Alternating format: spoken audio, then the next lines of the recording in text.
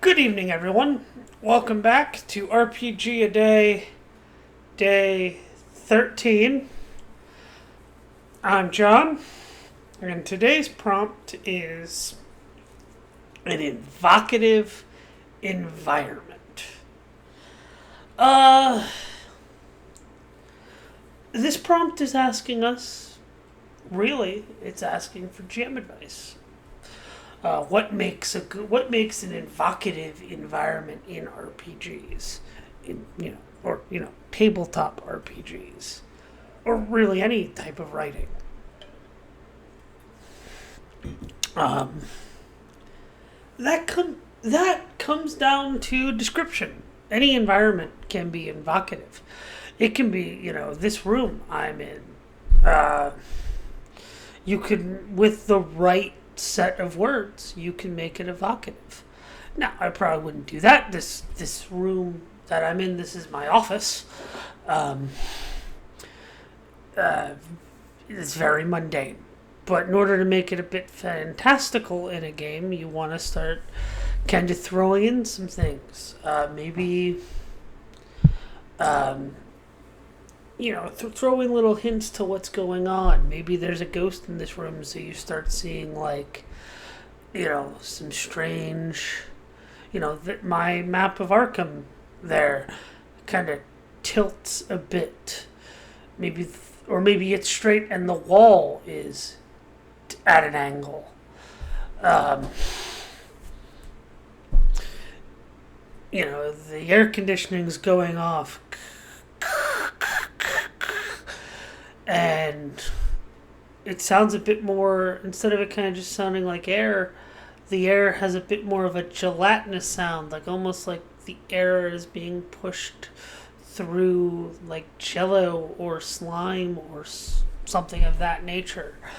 That's it. It's really in the description, and how good a GM is at doing that off the cuff is going to vary. GM, even I struggle a bit more on the descriptive side of improv. So I have to write out notes. And like what type of sensory inputs I want to trigger in my players. There's a good rule of thumb is having them taste something.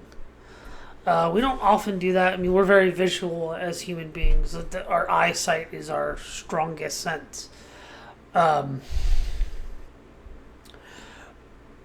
throwing in the little things about hearing or smelling, tasting especially if you want to play up something weird. I think it's from Stephen King's The Shining, the book. That whenever The Shining happens, they taste a bit of citrus in their mouth. Do something like that, especially if there's something supernatural going on. Have that just, wait, why do I have an orange taste in my mouth? Because it's a very distinct taste. Now that could be different if people have any type of disorder that hinders them from tasting. But it adds something different, like touch. Oh, it looks rough. Like this table, that's my desk. It looks smooth and sanded, but like I touch it and it feels coarser, like more coarse or rough, like hewed stone.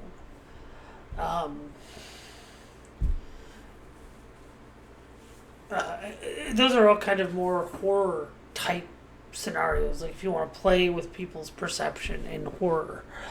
A more adequate, I could say a good evocative environment also goes on to what your cultural references are.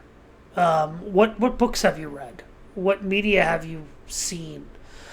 I watch a lot of older movies. I always have.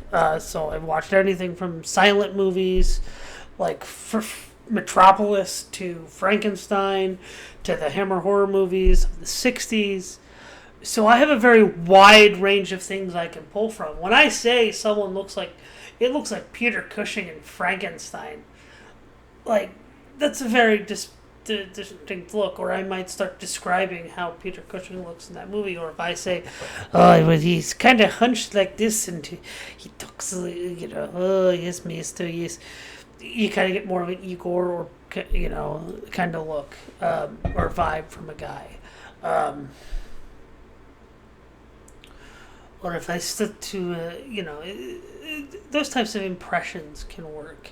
Another thing about the cultural reference points, I think it was the comic writer Peter Davidson said in a debate once, I think it was with Todd McFarlane in the 90s. Read anything you can. Don't just read comics, read classic literature, read, movie reviews, nonfiction. That'll help you develop a better pool for your references. In my fake game, my Flash Gordon fake game, I would be describing, these like streamliner type trains. So like a 1930s kind of chrome plated train, like lightning rail, but it's kind of got a bit more of but it's a hover kind of thing, hovering over the tracks. Or, my city is kind of like the classic city of tomorrow. There's all these kind of chrome spires and buildings and things look beautiful, but and it sparkles. The city sparkles, but there's still kind of this lived-in quality, smelling the fumes of the city, the gas, the gas of the cars, hearing the buzz of spaceships or aeroplanes ahead. But then smelling stuff like, and then there's the hot dog cart that you smell, and the fresh baguettes and croissants from the cafe. Makes you really hungry.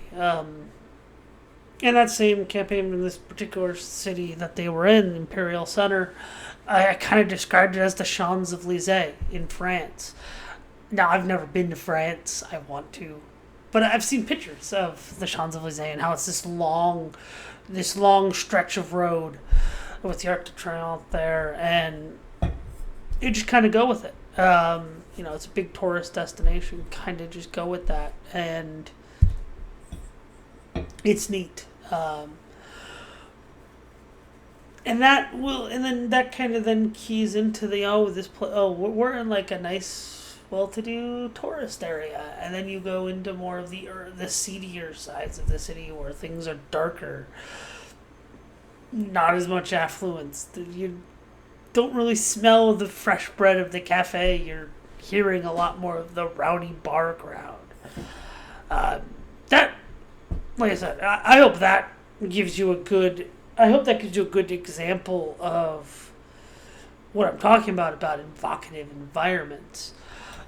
The power is in the devil's in the details. The power's in the description. And that just comes with time. You have to work on it. Think about the location that you're in. What's your reference point for it? What's this like? What's the vibe? Is it like a post-World War I European city like Paris? Is it a more contemporary city? Is it redwood trees?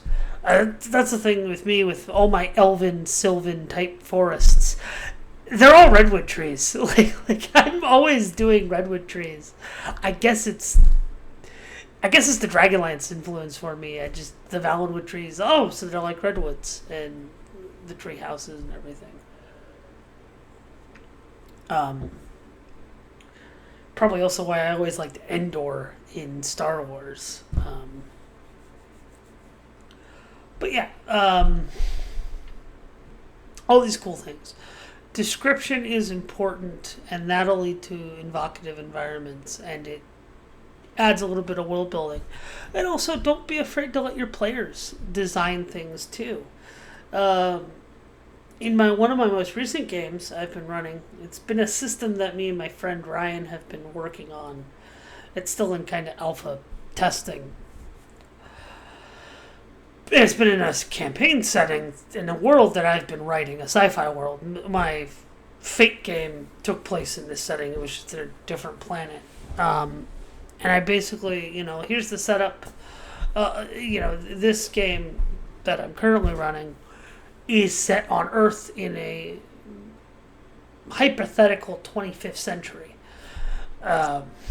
where humans, Terrans, as they're called, have dealt with climate change, and they're trying to rebuild their world. And the player characters are set up on this island of what used to be California on the west coast of North America.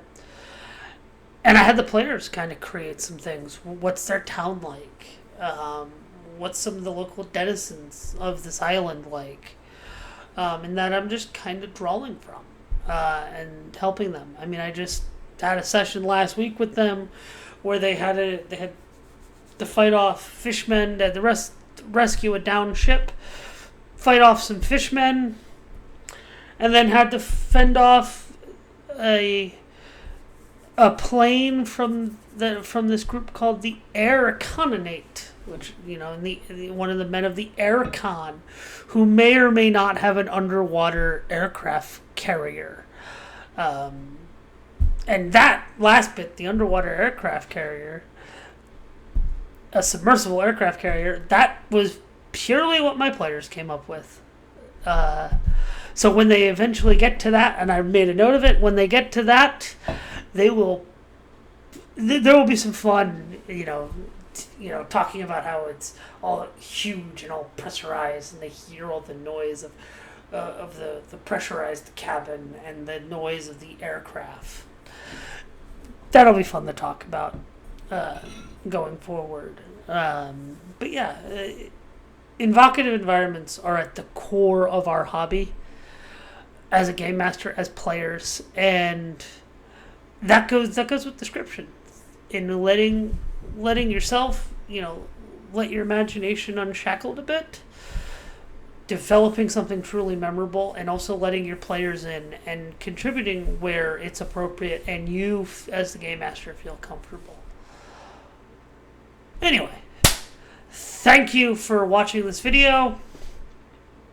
I hope it was helpful, and let me know what you thought in the comments below, and be safe, take care, good gaming, and I'll see you in the next one.